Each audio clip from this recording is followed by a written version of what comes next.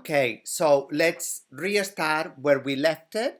So in this part, also we're gonna study infertility and the main tests of both prediction and pregnancy test. As I said, one is the prediction. So it's before pregnancy, right? And it's an antibody test that measures ovulation, right? Or not measures the ovulation, it predicts the ovulation. So therefore, the hormones that it detects are the ones that are just before the ovulation, such as, for example, LH. So there is this big peak of luteinizing hormone, and this is what it measures. Okay? So obviously, if there is the pre-ovulation test gives very high, is indicative that ovulation is about to happen, and this is the period where there is more possibilities of the pregnancy to occur or the fertilization. Okay? So then there is the human chorionic gonadotrophin. This not to get confused with the prediction test, ovulation prediction test. This is used for pregnancy. Why? Because it's a hormone for the maternal recognition of pregnancies, and it's produced by the trophoblast of the embryo. Okay?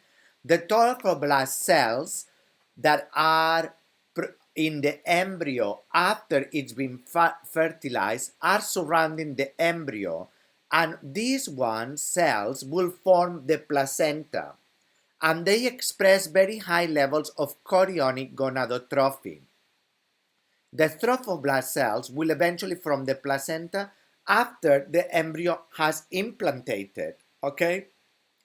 Now, because there are high levels of human chorionic gonadotrophin, this is measured on a test, but this is the pregnancy test, not the ovulation prediction, right? Not to get confused. So the presence of high levels of human chorionic gonadotrophin is detected in the pregnancy test.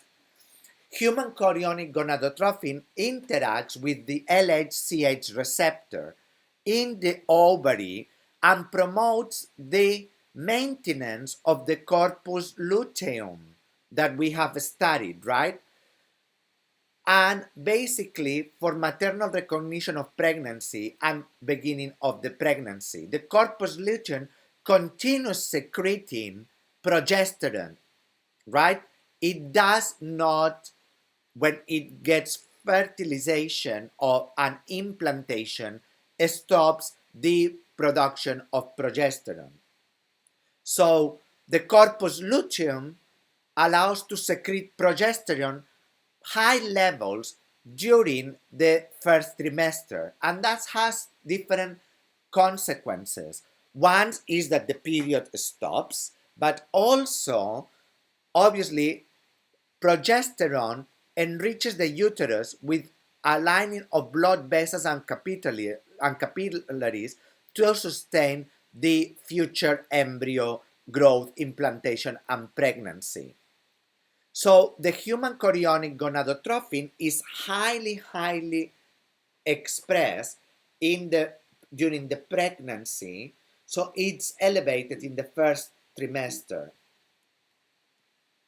And we can see this graph here after placental peptides conception, and there is this big increase on a CRH, and you can see this in the graph. So it stimulates progesterone secretion from the corpus luteum. So the corpus luteum does not degenerate, but continues in the ovary to secrete high levels of progesterone. Very important. So this is what is detected. So the human chorionic gonadotrophin has high level of identity with LH, with luteinizing hormone. So between both, they are very similar molecules. All they derive from the alpha GSU gene by modifications, right? And they produce the LH beta in one case, and in the other case, through different modification, it produced the human chorionic gonadotrophin beta. And the difference between the LH and human CG, chorionic gonadotrophin, is 24 amino acids, additional glycosylation sites. So obviously this can be used, this molecular difference, because then antibodies can be used in the region where it's different of like this region to the LH gene. And then the human chorionic gonadotrophin can be used with an antibody test to measure these levels. And this is what obviously the pregnancy tests are. The pregnancy test measures the levels of human chronic gonadotrophin, which mainly comes from the trophoblast cells of the fertilized embryo and the placenta, which basically produces high levels of HCG, which in turn makes the corpus luteum of the ovary, right? If we go to the corpus luteum, remember here, okay, to produce the corpus luteum, right, to produce high levels of progesterone, and it does not collapse or deteriorate, it continues producing progesterone, high levels of progesterone. And these are the high levels of progesterone seen during the first trimesters of pregnancy. Now, this test basically do not measure LH like the ovulation predictors, but the obviously gonadotrophin, human chorionic gonadotrophin. So,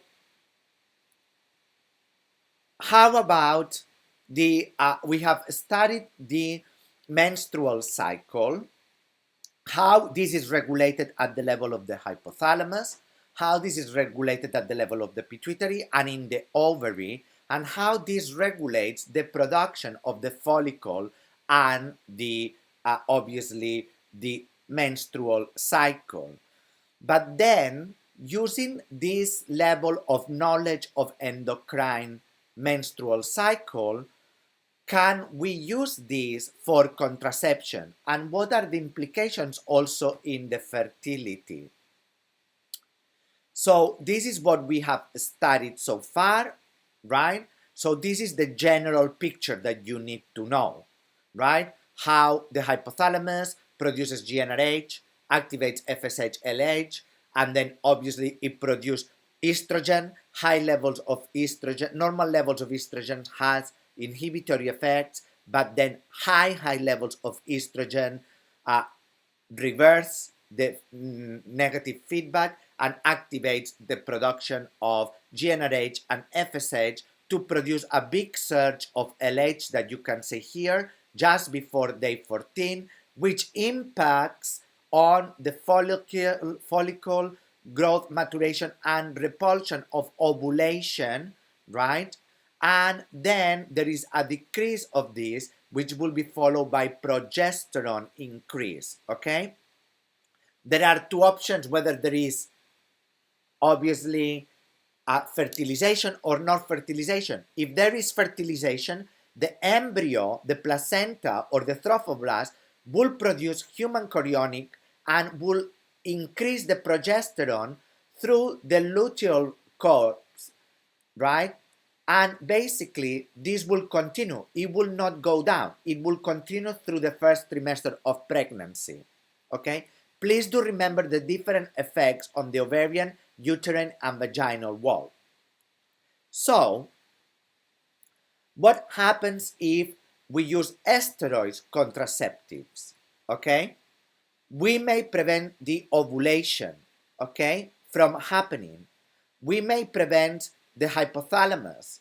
from secreting GnRH, the pituitary, but also the cervix and the uterus can be modified to have an anatomical way that are not allowed for the pregnancy and implantation. So the steroids contraceptive prevent the ovulation from happen, thicken the cervical mucus. Remember that if the mucus of the cervix is very thick, then the sperm cannot penetrate and cannot ovulate. This makes what is called a hostile endometrium, and it means that the sperm is not able to survive under these conditions. So from female oral contraceptives exist, which are called OCPs, or oral contraceptives. So there are several types, but basically using our knowledge of these hormones, right? Like for example, progesterone, right? But it can be done to stop the follicles. You can produce different levels of hormones. That's what the pills are trying to do. So progesterone only pills, OCP or mini pills. The woman takes this estrogen-free OCP daily for 3 weeks, okay, of a 4-week cycle. This regimen may be associated to irregular, low-grade breakthroughs, endometrial bleeding. It's a good option for nursing mothers as well as women for whom estrogens are contraindicated. Those who have thrombovolemic disease, cerebral vascular incident, and hypertension. Then there are also monophasic or fixed combination of OCPs and combined estrogens and progestin. Pills for the first 21 days of the cycle are identical. Then there are the multiphasic or variant dose of OCPs. Pills contain 2 or 3 different amounts of the same estrogen and progestin, the doses of which vary at specific intervals during the 21st day of medication. Generally maintain low dose of estrogen throughout the cycle, combining with varying amounts of progestin.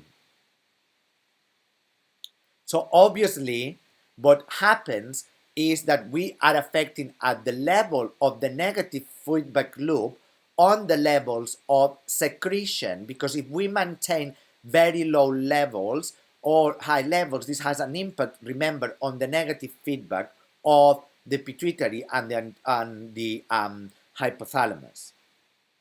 There are also male contraceptives, such as injections of testosterone, but also there are pills on medical trials of these hormones. The only problem is that it has to be given in oil and injected, and 1 injection per week. So it's quite, obviously, it's not like taking a tablet. And then it affects sperm production, but it has side effects such as acne, increased aggression, weight gain, and also decreased testicular volume.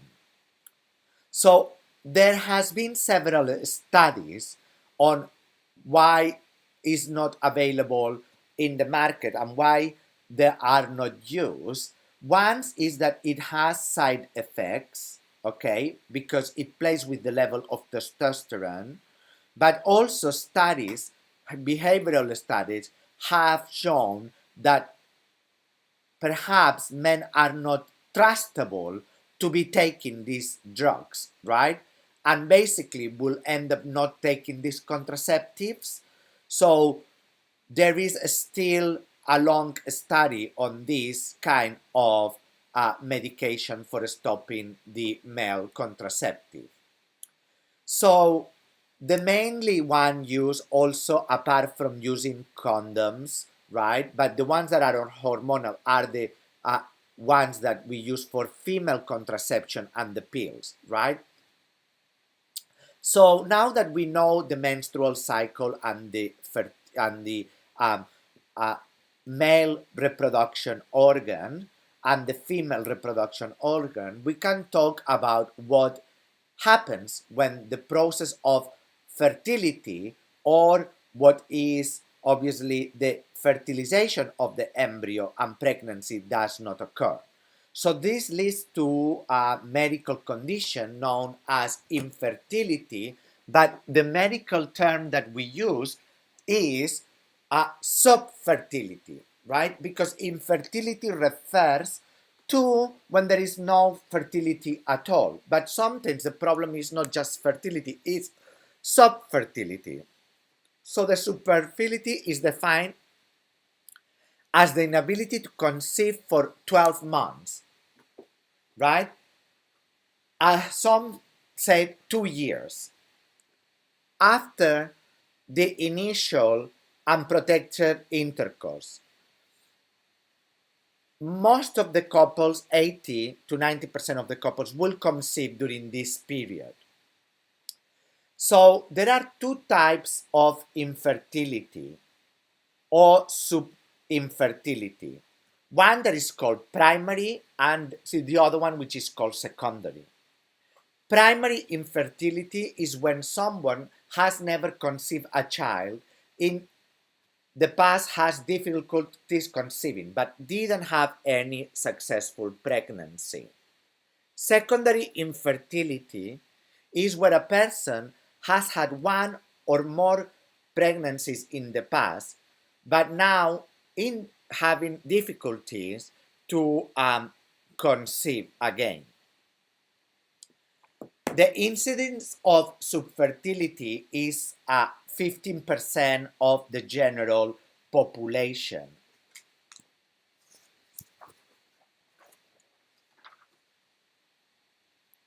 The monthly probability of the pregnancy, expressed as a reciprocal of the average time required to conception in months, falls from 0.4 in 25 years attempting the first pregnancy. So remember that fertility is also linked not only to like subfertility but with age. So the pregnancy ability with age after 30 or 34 years old, it obviously increases with age. So the infertility may be called subfertility due to the male, female, and combination of different factors. The female's factors are in percentage here of presentation: ovulation disorders between 25 to 30%, so the ovulation maybe is not occurring normally. Tubal damage, so for example in infections due to STD, sexual transmitted disease, or endometriosis, or for example cervical mucus hostility, which is rarer but is about 5% of the cases. In the male, on the other hand, it can be in deep production and mobility of the sperm in 20 to 25% of the cases. Also, could be coital problems such as impotence, dyspareunia, like when it's very painful intercourse, or coital frequency, less than 3 times per week. Okay? So the subfertility will remain unexplained in 10 or 15% of the couples. So what are the analyses of the infertility? So there is analysis of the semen, should be performed after 3 days of abstinence. To confirm abnormality, to test should be repeated 3 times, each after a month interval. There are the ovulation tests, so biphasic basal body temperature chart should be also performed. Also measurement of the luteal phase plasma progesterone levels, pulsatile LH secretion measurement, and then tubal potency and pelvic normality may be required. such as, for example, using ultrasound for the pelvic normality, but also hysterosalpingography. Sorry, this is like very difficult word. Hysterosalpingography, okay, which is an X-ray that produces images of the women uterus. So if there is an abnormality of the uterus and the fallopian tubes, this can be seen by X-ray. Also, for example, cases of hysterectomy, okay, inspection of the uterine cavity by endoscopy to access the cervix, and also laparoscopy and sometimes dye injection. Now, some of the tubal patency or some of the tubal abnormalities could also be by infections, okay? And then some of other tests are available too. Now, there is other diseases which may be frequently, which are from the pelvis inflammatory disease, such as severe inflammation of the cervix due to infection spreading from the vagina.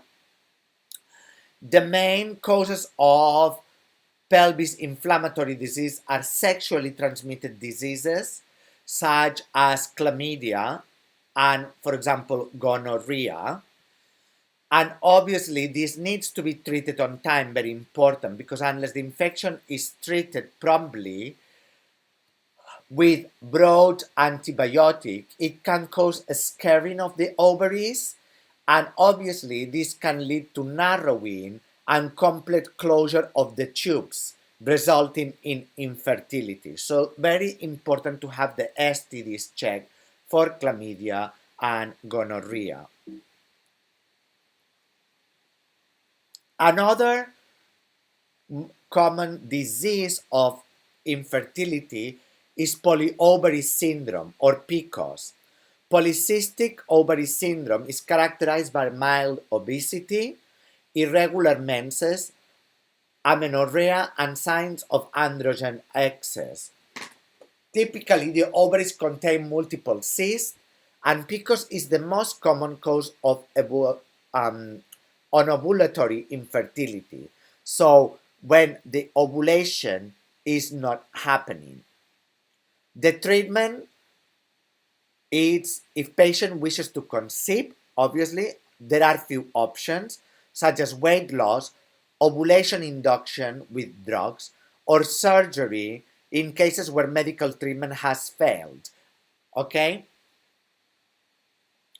If patient does not wish to conceive, the options are low dose of contraceptive pills, anti-androgen, and also metformin. So the treatment of infertility is mainly intrauterine insemination, in vitro fertilization, and intracytoplasmatic sperm injection. And these ones, IVF, are very successful, and basically it led to the Nobel Prize of Medicine in 2010 for the method of in vitro fertilization and being able to produce a pregnancy in vitro. So obviously science can change lives, but not only for the diseases, but obviously can give rise to newborns and IVF babies. So this is just an exercise for you, right, that you can do if you have time on preparation of this course, because obviously the menstrual cycle is very important in medicine and to understand. So I hope that the lecture has covered then the reproduction, the hypothalamus pituitary testicular axis, the testosterone biosynthesis and function, the hypothalamus pituitary ovarian axis. We need to understand the functions of female sex hormones, the menstrual cycles, and we have touched on contraception and a little bit infertility.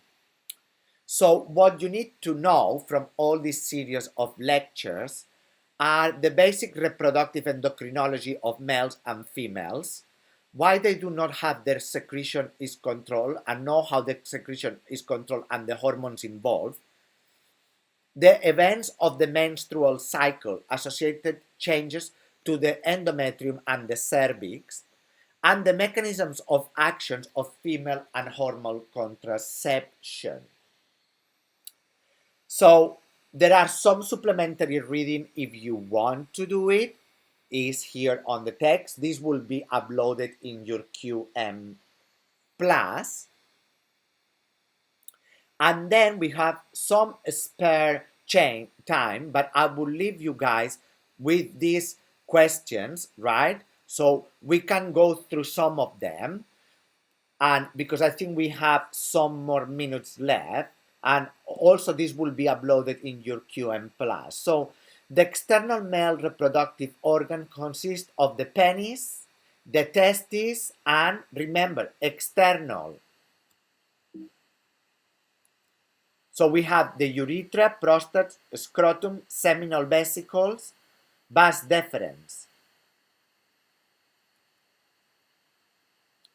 So, which is the following hormone are required for sperm production? For sperm production, LH, FSH, testosterone, inhibin, or B and C? And the answer is B and C. In a normal 20-day menstrual cycle, you would expect menstruation to last approximately 3-5 days. This is true. During menstruation, the entire endometrium is shed. Do you imagine the entire endometrium being shed? So, this is not possible. False. Absence of menstruation always indicates an active pregnancy. False. Remember that there are some conditions that may not produce menstruation, like polycystic ovary syndrome. Up to 60% of the conception fell before the 3rd month of the pregnancy, and this is true. The proliferative phase of the endometrial cycle occurs usually between day 25 to 15 of a normal 23-day menstrual cycle. Remember that the proliferative phase, it starts earlier, okay? Not only in the 2 last phases. Abdominal pain, nausea, irritability are the symptoms women commonly experience during the menstrual cycle. If you don't know the answer to this question, you can ask your female colleague sitting next to you. But I think that it's true. The main function of estrogen is to thicken the lining of the uterus.